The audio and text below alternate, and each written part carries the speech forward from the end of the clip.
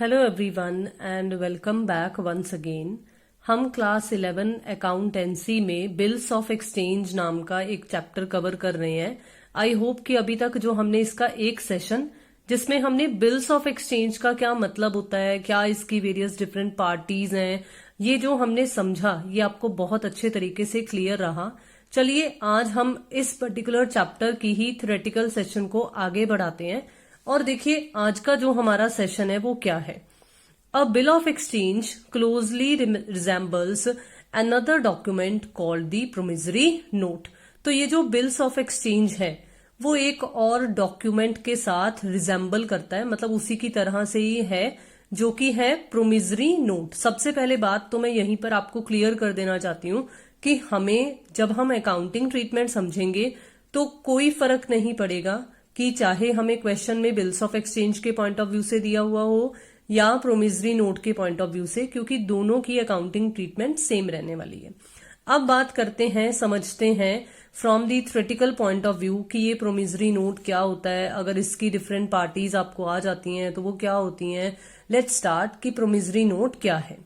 Sometimes the purchaser of the goods or debtor himself writes a note, signs it and gives it to the seller of the goods. देखो अगर आपने last session attend किया तो आपको उसमें ये समझ आ गया होना चाहिए कि हमने ये बात की थी कि जो बिल्स ऑफ एक्सचेंज है वो सेलर बनाता है, ड्रॉअर बना रहा है।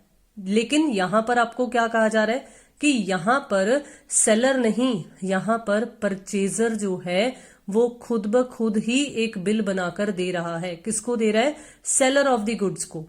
इस बिल को ही, इस पर्टिकुलर टर्म को हम क्या कहते हैं?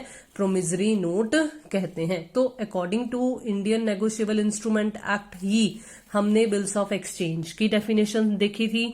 बिल्कुल उसी तरीके से ही इसी एक्ट के अंडर हमें प्रोमिसरी नोट की डेफिनेशन भी बता रखी है। तो ये क्या है? It is an instrument in writing containing N unconditional undertaking. देखो वहां पर था ऑर्डर, लेकिन यहां पर क्या है? अंडरटेकिंग। यही एक पॉइंट है, यही एक वर्ड का डिफरेंस है। रेस्ट जो है वो सब कुछ सेम है कि हाँ एक particular certain sum of money के लिए बनाया गया है, या किसी पर्टिकुलर पर्सन को पेमेंट करनी है, या उसके ऑर्डर पर किसी और को पेमेंट करनी है। तो यही तरीके का सारा कंसेप्ट फंडा जो है वो सेम है, कोई फर्क नहीं है। सिर्फ बात क्या है, लेट सपोज दो पार्टीज हैं, एक ए है और एक बी है। ए ने बी को सेल की गुड्स की, तो ए क्या बन गया? सेलर, और बी क्या बन गया? बायर या परचेजर। अब अगर बिल ए बनाता है और बी से साइन करवा लेता है, एक्सेप्टेंस वगैरह ले लेता है, तो उस केस में हम उसे ए के पॉइंट ऑफ व्यू से बनाया हुआ बिल्स ऑफ एक्सचेंज का नाम देंगे। लेकिन अगर सपोज करो कि ये जो बी है, परचेजर जो है, अगर वो खुद ही ये अंडरटेकिंग साइन कर दे रहा है कि मैं प्रॉमिस करता हूं कि मैं तुम्हें इतने पर्टिकुलर टाइम पीरियड के बाद पेमेंट करूंगा इस पर्टिकुलर सम की, क्योंकि मैंने तुमसे कुछ गुड्स खरीदी हैं, तो हम उसे बी के पॉइंट ऑफ व्यू से बनाया गया प्रोमिसरी नोट कहेंगे।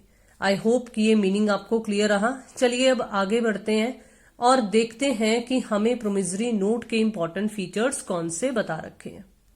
फीचर्स भी समवट सिमिलर ही हैं बिल्स ऑफ एक्सचेंज की तरह, हल्का सा ही हमें कुछ डिफरेंस देखने को मिलेगा। सबसे पहला क्या है कि ये हमेशा लिखित रूप में होना चाहिए, it must be in writing. Second क्या है? There must be a promise to pay a certain sum of money in it. इसका मतलब प्रोमिसरी नोट है तो बीच में प्रॉमिस होना चाहिए।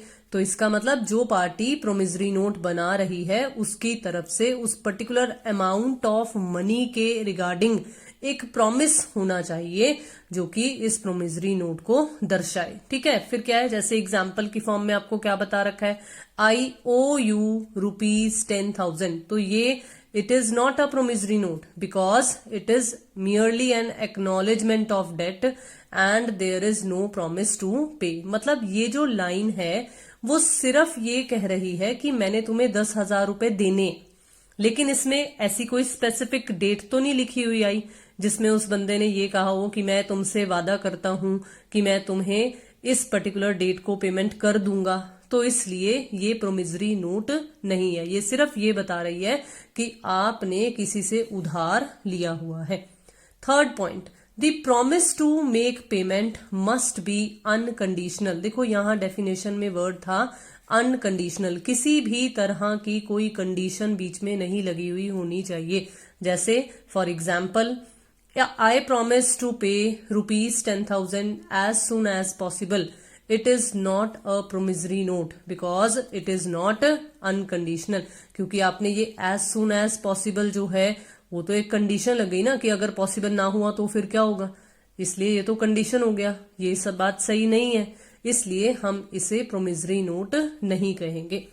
बिल्कुल इसी तरीके से नेक्स्ट पॉइंट देखिए क्या है, the amount to be paid must be specified और डेफिनेट। 10,000 पे करना है, 20,000 पे करना है, लैक्स की पेमेंट है, तो ये डेफिनेट होना चाहिए, स्पेसिफिक अमाउंट होनी चाहिए।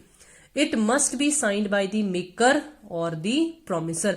देखो हल्का सा हिंट आपको यहाँ पर पार्टीज के पॉइंट ऑफ व्यू से बता दिया, जैसे हमने उसमें ड्रॉअर देखा था, बिल्कुल इसी तरीके से यहाँ पर हमें एक पार्टी पता चली है कि जो बंदा यानी कि बी मैं यहाँ पर सिंपल एग्जाम्पल की फॉर्म में यूज करूंगी क्योंकि हमने ये एग्जाम्पल अभी अभी समझी है।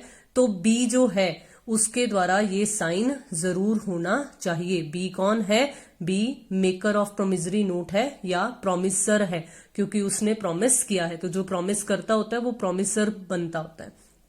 बिल्कुल इसी तरीके से देखो, नेम ऑफ द पेई must be mentioned in it, कि किससे पेमेंट करनी है ये जरूर बीच में मेंशन होना चाहिए। Then promissory note can not be made payable to bearer. देखो ये कुछ डिफरेंसेस हैं, आपको पता चल रहे हैं कि हमने बिल्स ऑफ एक्सचेंज के केस में तो पढ़ा था कि ऐसा कोई पेई का नाम बीच में मेंशन नहीं होता है, और ना ही हमने ये देखा था कि उसमें ऐसा कुछ लिखा हुआ था कि ये बियरर को पे हो जाना चाहिए या नहीं होना चाहिए। लेकिन इसमें आपको यहाँ पर ये बात बता रखी है कि प्रोमिसरी नोट के केस में जो पेमेंट है ड्यू डेट पर जिसे होगी, वो ऐसा नहीं है कि जिसके पास प्रोमिसरी नोट होगा उसको पेमेंट हो जाएगी। ये एक बेयरर इंस्ट्रूमेंट नहीं बन रहा है यहाँ पे। देन है it must be stamped according to its value. तो अगर हायर वैल्यू है तो उसके accordingly higher amount of stamping होनी चाहिए, अगर एक मॉडरेट अमाउंट है तो उसके accordingly moderate amount of stamping इस पर जरूर होनी चाहिए, लेकिन स्टैम्प जरूर होनी चाहिए। स्टैम्प के बिना प्रोमिसरी नोट जो है वो ऑथेंटिक नहीं बनेगा।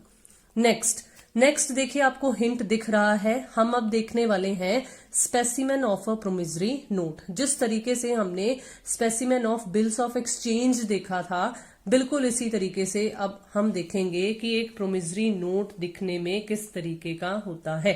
देखो कुछ इस तरीके का, आपको अमाउंट भी पता चल रही है, आपको जगह भी पता चल रही है, जिस दिन ये बना है प्रोमिसरी नोट वो डेट भी आपको यहां पर पता चल रही है। स्टैंपिंग भी देखो जगह बनाई गई है, आपको बताया गया है कि स्टैंप है इस पर। 2 months after date I promise to pay. अब देखो यहां प्रॉमिस वर्ड लिखा हुआ आ गया, तो ये इटसेल्फ क्लियर कर रहा है कि ये प्रोमिसरी नोट है। आई प्रॉमिस टू पे श्री करुणा सागर। अब देखो ये पेई है, पेई वही होता है ना जो ड्यू डेट पर पेमेंट रिसीव करेगा। हमने बिल्स ऑफ एक्सचेंज में यही मीनिंग समझा था, तो यहां पर भी ऐसा ही कुछ मीनिंग है पेई का। और यहां प्रॉमिस जिससे किया गया है, नाम यहां पर पेई का मेंशन बीच में कर दिया गया है। तो जब पेई का नाम बीच में मेंशन है तो अपने आप है कि ये बियरर नहीं है एक instrument. It can not be made payable to the bearer, क्योंकि इसमें नाम करुणा सागर का लिखा हुआ है तो पेमेंट करुणा सागर को ही मिलेगी। और ऑर्डर, यहां एक कंडीशन आपको साथ में ये लगा दी कि भाई करुणा सागर जिसको कहेगा, ऑर्डर करेगा, हम उसे पेमेंट कर सकते हैं। तो ये कंडीशन हमारी तरफ से नहीं है, मतलब जिसने प्रॉमिस किया उसकी तरफ से नहीं है। ये कंडीशन, ये जो ऑप्शन है वो करुणा सागर को दिया गया है कि अगर वो ऑर्डर करे कि क्या मैं किसी पर्टिकुलर और किसी पर्सन को पेमेंट करनी है तो उसके ऑर्डर के अकॉर्डिंगली पेमेंट हो सकती है, otherwise not. Sum of ₹5 lakh only, वो यहां पर भी बताई गई है, और वही अमाउंट यहां पर भी इन वर्ड्स बताई गई है। फॉर वैल्यू रिसीव्ड, मतलब कोई पर्टिकुलर सेल या परचेज वाली वो डीलिंग हुई है, इसकी वजह से यहां पर फॉर वैल्यू रिसीव्ड लिखा गया है। अब देखो हल्का सा डिफरेंस, अगर आपने स्पेसिमेन बिल्स ऑफ एक्सचेंज का देखा हो तो हमें यहां पर साइड में एक्सेप्टेंस का पॉइंट दिया हुआ था, लेकिन अब बहुत अच्छी बात, प्रोमिजरी नोट में तो बंदा खुद ही प्रॉमिस कर रहा है, तो एक्सेप्टेंस की किससे जरूरत है लेने की।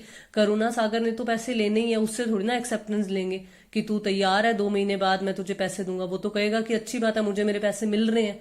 तो इसलिए इस केस में एक्सेप्टेंस की जरूरत नहीं पड़ती है। तो आप देख सकते हो कि जिसने बनाया है प्रेम किशोर, प्रोमिजरी नोट बनाने वाला है, यानी कि ये परचेजर है, ये इसका नाम यहां लिखा आया है। और सेकंड साइड पर, दूसरी साइड पर जिसको पेमेंट करनी है करुणा सागर, मतलब जो सेलर ऑफ गुड्स था, उसका नाम यहां पर मेंशन किया गया है। आई होप कि ये स्पेसिमेन आपको क्लियर रहा। चलिए अब आगे बढ़ते हैं और आज के इस सेशन में ही हम पार्टीज ऑफ प्रोमिजरी नोट को भी कवर करते हैं। देखिए, there are 2 main parties to a promissory note. उसमें हमने 3 पढ़ी थी, लेकिन यहां पर हमें मेनली 2 पार्टीज ही बताई गई हैं। सबसे पहली मेकर। अब आपको मैं ऑलरेडी हिंट पहले ही दे चुकी हूं फीचर्स में कि मेकर कौन है, बी बताया था मैंने आपको। तो देखते हैं कि यहां पर क्या दे रखा है। ही is the person who rights a promissory note and science it. तो जो मैंने आपको एग्जाम्पल दी थी उसमें मैंने आपको क्या बताया था कि बी जो है वो प्रोमिजरी नोट बना रहा है, लिख रहा है, साइन कर रहा है, तो इसलिए वो है मेकर। अब ये जो एग्जाम्पल, ये जो स्पेसिमेन हमने देखा है, तो इसमें भी मैंने आपको बताया कि इसमें प्रेम किशोर है। तो यहां पर देखो आपको यही बात बता रखी है, in the above specimen form Prem Kishore is the maker. देखिए सेकेंड पार्टी जो है वो है payee. He is the person who is entitled to get the payment. Same वही मीनिंग है पेई का जो हमने बिल्स ऑफ एक्सचेंज के पॉइंट ऑफ व्यू से पढ़ा था। सेम वही कंसेप्ट है कि जिसको ड्यू डेट पर पेमेंट मिलती है उसे हम पेई कहते हैं। और अगर फिर से हम हमारे उस स्पेसिमेन की तरफ ही जाएं तो करुणा सागर इज दी पेई, क्योंकि उसे ड्यू डेट पर प्रॉमिस किया गया है उसे प्रेम किशोर के द्वारा कि तुम्हें मैं ड्यू डेट पर 2 मंथ्स बाद पेमेंट करूंगा। तो करुणा सागर इज दी पे। अब देखो वही बात जो मैंने अभी अभी आपको बताई है कि there is no acceptor in case of a promissory note, क्योंकि बनाने वाला maker himself is liable to pay the amount. उसने खुद ही ये प्रॉमिस किया है, तो उसकी खुद की लाइबिलिटी ही बन चुकी है ऑलरेडी। इसलिए इस तरीके के प्रोमिजरी नोट को, मतलब इस तरीके के नोट को कहेंगे प्रोमिजरी नोट को, किसी भी तरह के कोई एक्सेप्टर की जरूरत नहीं होती है। So that was all about today's session. मैं आज के इस सेशन में इतना ही कवर कर रही हूँ।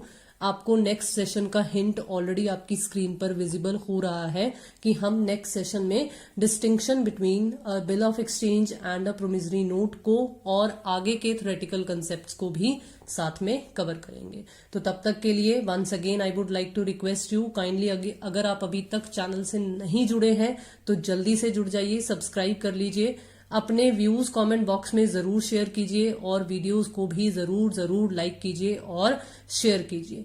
बने रहिए चैनल के साथ। आई होप कि आपको बहुत ज्यादा इंटरेस्टिंग लग रहा है और समझ में आ रहा है। Thank you so much for watching the video and have a nice day.